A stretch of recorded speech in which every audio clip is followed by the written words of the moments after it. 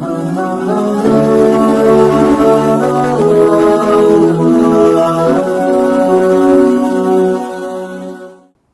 അലൈക്കും വറഹ്മത്തുള്ളാഹി വബറകാതുഹു.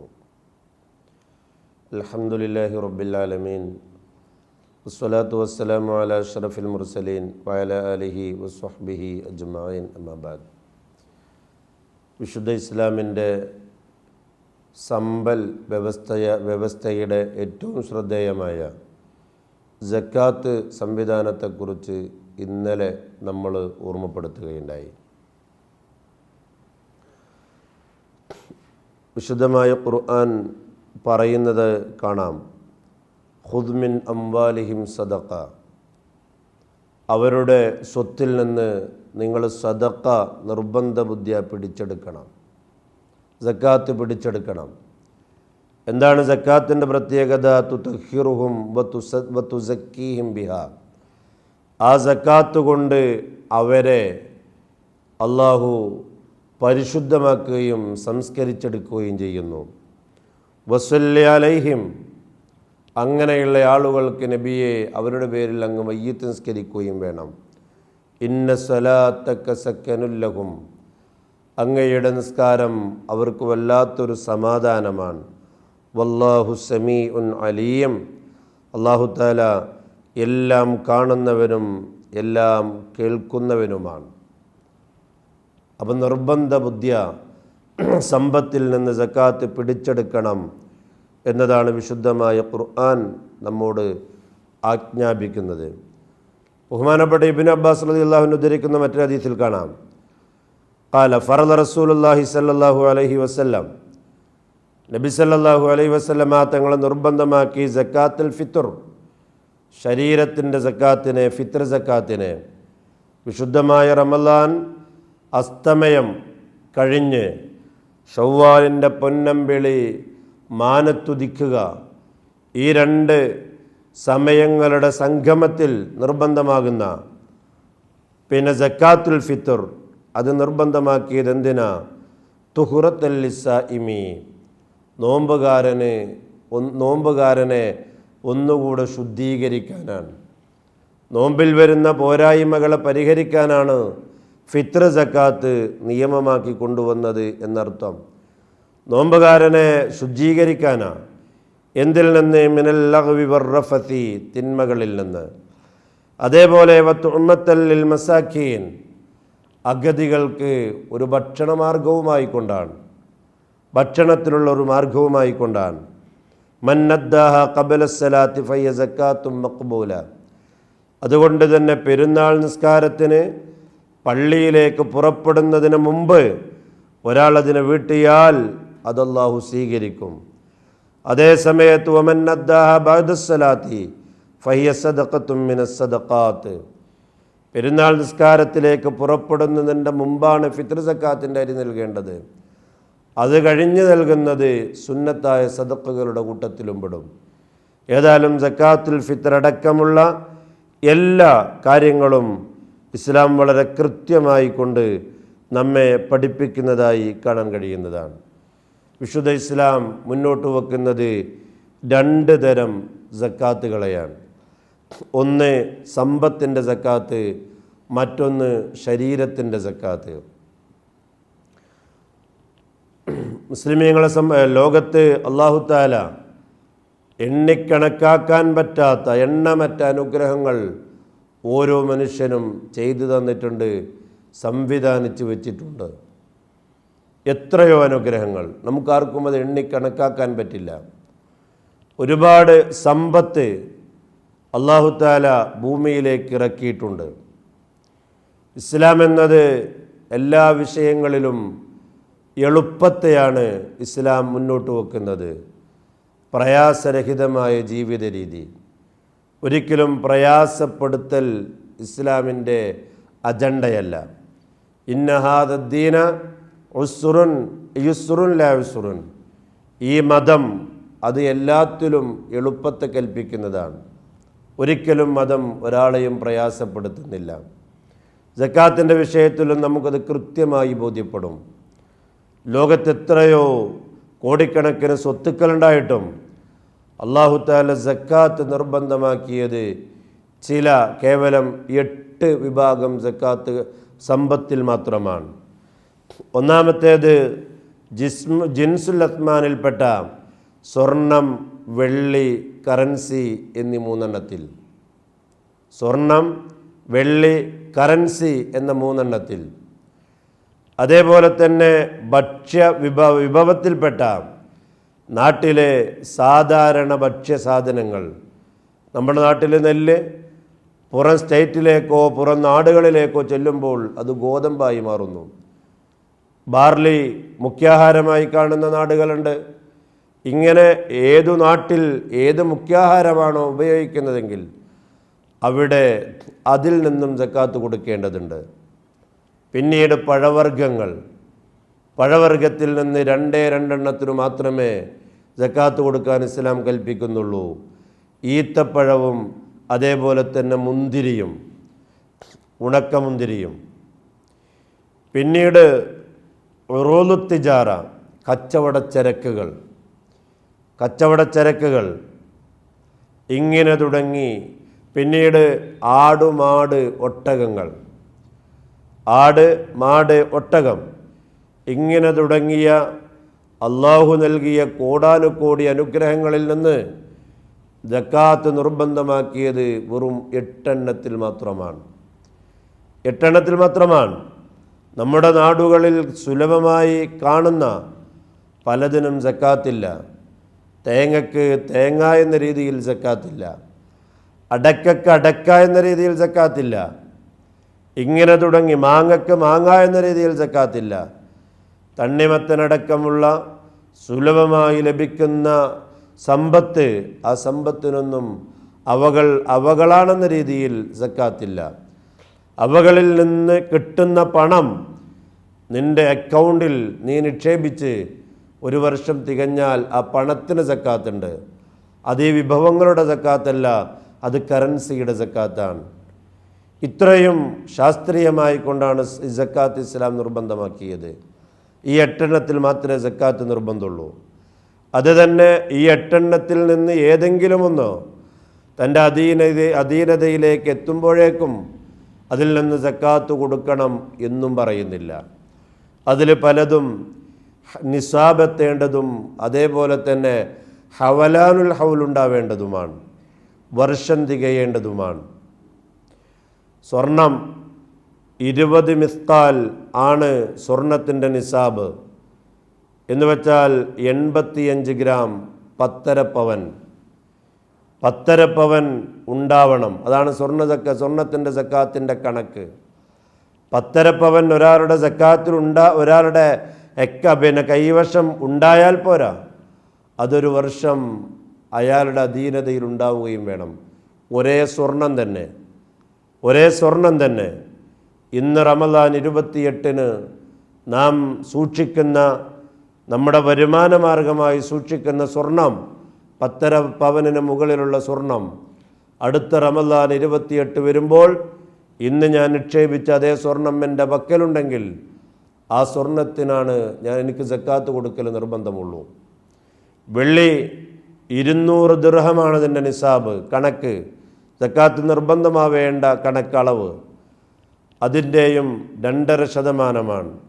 1.5 പവൻ സ്വർണത്തിന് നേരത്തെ പറഞ്ഞ 1 വർഷം തികയുമ്പോൾ കൊടുക്കേണ്ടത് 2.5% സ്വർണമാണ്.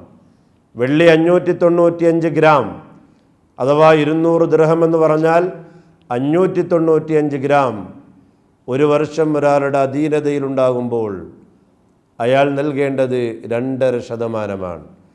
ഇവിടെ ശ്രദ്ധിക്കേണ്ടത് സ്വർണവും വെള്ളിയും നൽകുമ്പോൾ സ്വർണവും വെള്ളിയും തന്നെയായിട്ടാണ് നൽകേണ്ടത്, അതിൻ്റെ വില നൽകിയാൽ പോരാ. അതേപോലെ തന്നെ കറൻസി 595 ഗ്രാം വെള്ളിയുടെ മൂല്യത്തിന് വരുന്ന പണം ഒരാളുടെ അക്കൗണ്ടിൽ ഒരാൾ 1 വർഷം സൂക്ഷിച്ചാൽ അതിൻ്റെയും 2.5% അയാൾ സക്കാത്ത് കൊടുക്കേണ്ടതുണ്ട്. ഇവിടെ നമ്മൾ പ്രത്യേകം മനസ്സിലാക്കേണ്ടത് എന്തിനാണ് നിസാബിനെ ഹൗല് വർഷം തികയണമെന്ന ഒരു നിബന്ധന ഇസ്ലാം മുന്നോട്ട് വെച്ചത്, ഒരാളുടെ അക്കൗണ്ടിൽ ഒരേ പണം ഒരു വർഷം കിടക്കുന്നുവെങ്കിൽ അത് നമ്മെ ബോധ്യപ്പെടുത്തുന്നത് എന്താ? അയാൾക്ക് സമ്പത്തിന് ആവശ്യമില്ല എന്നതാണ്. സമ്പത്തൊരിക്കലും കെട്ടിക്കിടക്കാൻ പാടില്ല. പൂഴ്ത്തിവെപ്പ് എല്ലാ രാജ്യവും രാജ്യദ്രോഹ കുറ്റമായി കാണുന്നതാണ്. കാരണം എന്തേ? അതത് രാജ്യത്തിൻ്റെ സമ്പൽ ഘടനയെ, സമ്പൽ വ്യവസ്ഥിതിയെ അത് താറുമാറാക്കും. സമ്പത്തെപ്പോഴും നാട്ടിലിറങ്ങണം. അതുകൊണ്ട് തന്നെ ആവശ്യമില്ലെങ്കിൽ ഒരു വർഷം സൂക്ഷിക്കേണ്ടതില്ല, അത് നാട്ടിലിറങ്ങേണ്ടതാണ്. സക്കാത്ത് മുന്നോട്ട് വെക്കുന്ന ആശയവും അത് തന്നെയാണ്. നിൻ്റെ പണം നാട്ടിലിറങ്ങണം. ഓരോ മേഖലയിൽ പ്രവർത്തിക്കുന്നവർക്കും അതിൻ്റെ ഗുണമുണ്ടാവണം. അങ്ങനെ നിൻ്റെ പണം ചിലവഴിക്കുന്ന മേഖലയ്ക്ക് ഇസ്ലാം സക്കാത്ത് നിർബന്ധമാക്കുന്നുമില്ല. നീ 1 കോടി രൂപയുടെ വീട് വെച്ചു, നിന്നെ സംബന്ധിച്ചിടത്തോളം അത് ആർത്തിയാണ്, അത് ധൂർത്താണ്. എങ്കിൽ പോലും 1 കോടി രൂപയുടെ വീട് ഒരു വർഷം തികയുമ്പോൾ അതിന് സക്കാത്ത് കൊടുക്കണം എന്ന് ഇസ്ലാം കൽപ്പിക്കുന്നില്ല. പഞ്ചായത്തുകളിലോ കോർപ്പറേഷനുകളിലോ മുനിസിപ്പാലിറ്റിയിലോ കെട്ടുന്ന ഭീമമായ ടാക്സ് ഓരോ മനുഷ്യൻ്റെയും ജീവിത കുരുക്കുകൾ ഉണ്ടാക്കുമ്പോൾ ഇസ്ലാം ഒരിക്കലും അങ്ങനെ ഒരു കാഴ്ചപ്പാടില്ല. എന്താ കാരണം? ആ 1 കോടി രൂപ നിൻ്റെ വീടിന് വേണ്ടി നീ ചിലവഴിച്ചപ്പോൾ ആ പണത്തെ നീ കെട്ടിപ്പൂട്ടി വെച്ചില്ല. അതിന് നീ ചിലവഴിക്കിയ ഓരോ പണവും നിൻ്റെ നാട്ടിലെ വിവിധ മേഖലകളിലുള്ള ആളുകൾക്ക് അതിൻ്റെ പ്രയോജനം കിട്ടി. അതിന് നീ ഇറക്കിയ കല്ല് അത് കോറിയുടമകൾക്കും അതിൻ്റെ തൊഴിലാളികൾക്കും പ്രയോജനപ്പെട്ടതായി മാറി. അതിന് നീ ഉപയോഗിച്ച മണ്ണും മണലും, നീ ഉപയോഗിച്ച മെറ്റൽ, നീ ഉപയോഗിച്ച കമ്പി, അതിൻ്റെ നിർമ്മാണത്തിന് വേണ്ടി പാടുപെടുന്ന ലേബേഴ്സ്, ഇവർക്കൊക്കെ അതിൻ്റെ ഉപകാരങ്ങൾ കിട്ടി. അതിനുവേണ്ടി നീ സക്കാത്ത് കൊടുക്കേണ്ടതില്ല.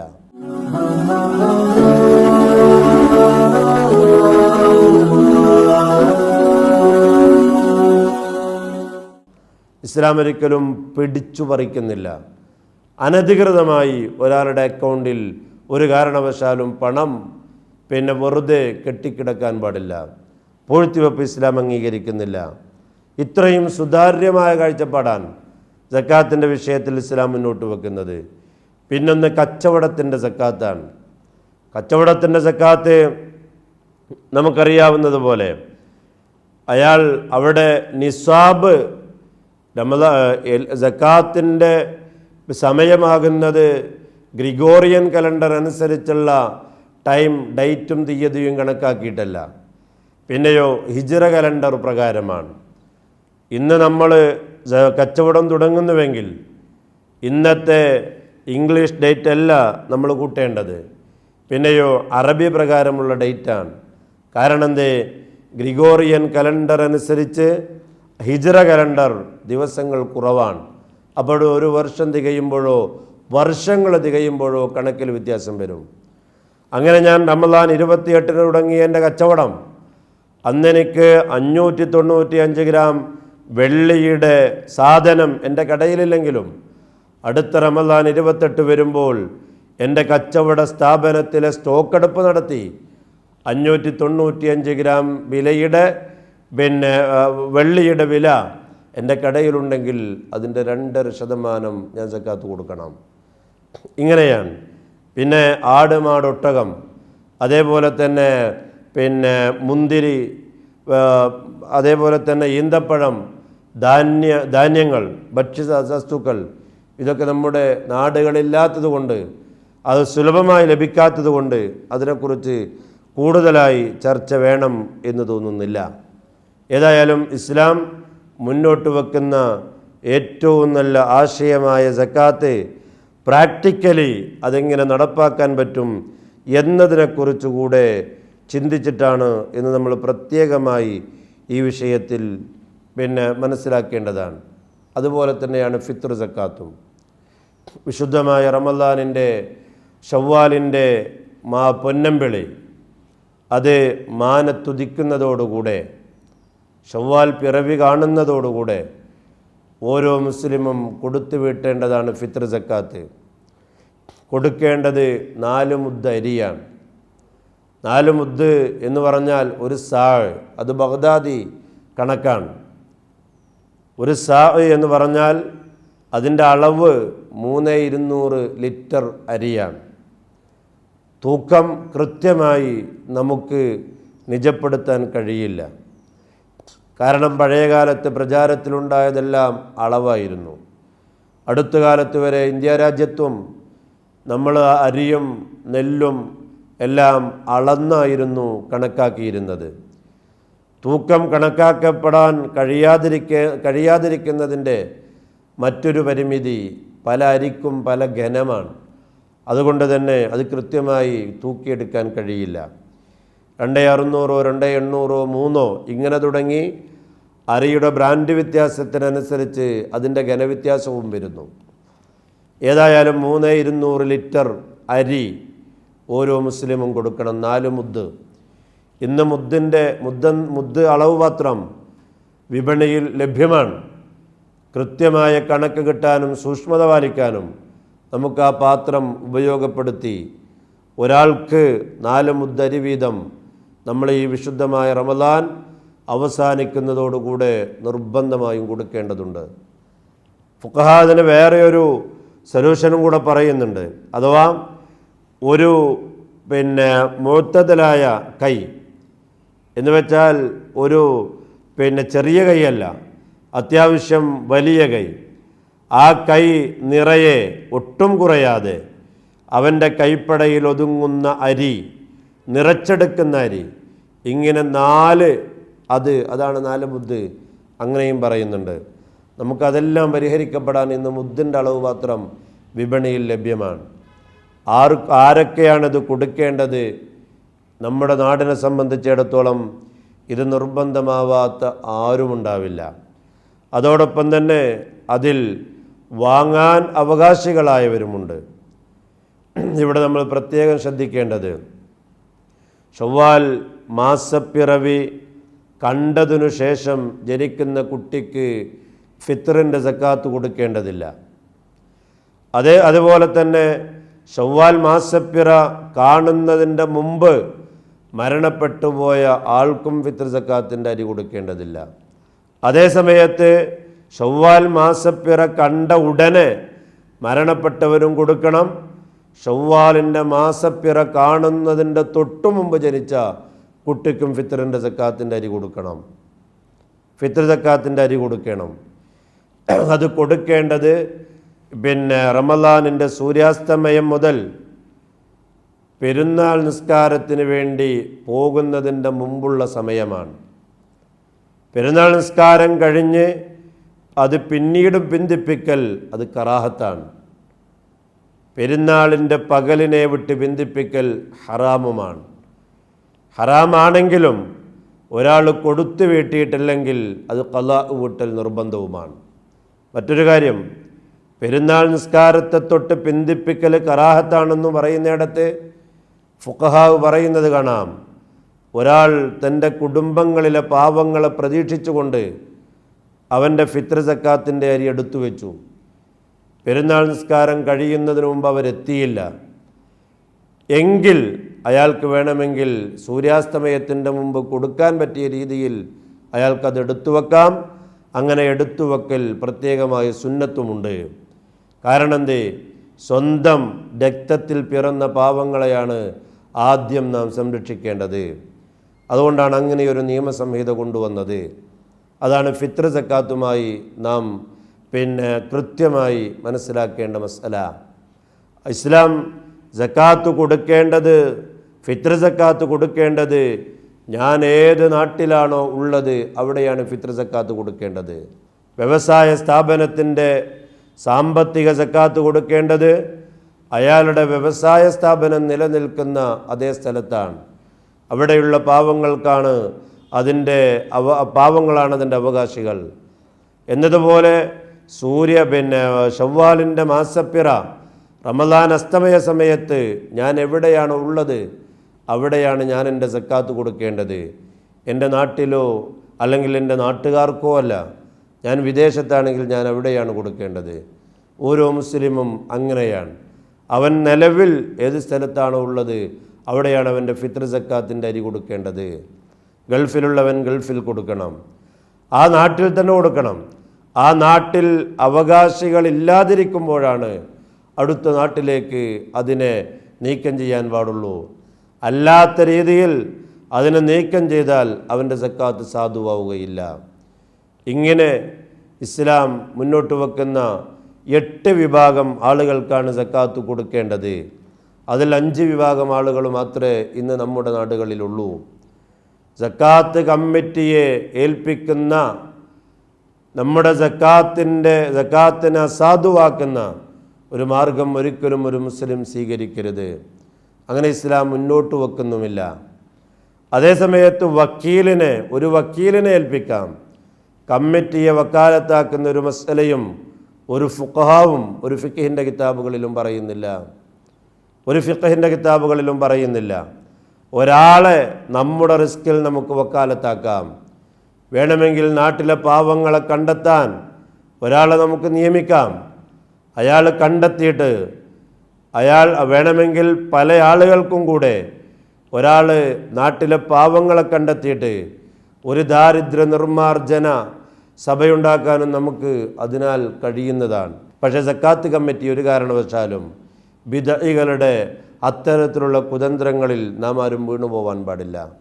സക്കാത്ത് അവനവനാണ് കൊടുക്കേണ്ടത്. വേണമെങ്കിൽ ഒരു വക്കീലിനെ വക്കാലത്താക്കാനും പറ്റും. ഫക്കീർ, മിസ്കീന്, ഇതാണ് 2 ആളുകൾ. ഫക്കീർ എന്ന് പറഞ്ഞാൽ പച്ച സാധു, 100 രൂപ ചെലവുള്ള ഒരാൾ, 30 രൂപയോ അതിൻ്റെ താഴെയോ വരുമാനമുള്ളയാൾ. മറ്റൊന്ന് മിസ്കീൻ, അയാളെക്കാൾ ഒരിത്തിരി കൂടെ സാമ്പത്തിക യശസ്സുള്ളവൻ. അഥവാ 100 രൂപ ചെലവുള്ള ഒരാൾ 70 രൂപയോ അതിൻ്റെ മുകളിലോ വരുമാനമുള്ളയാൾ, 100 തികയാത്തയാൾ, 70 താഴെയോ വരുമാനമുള്ളയാൾ.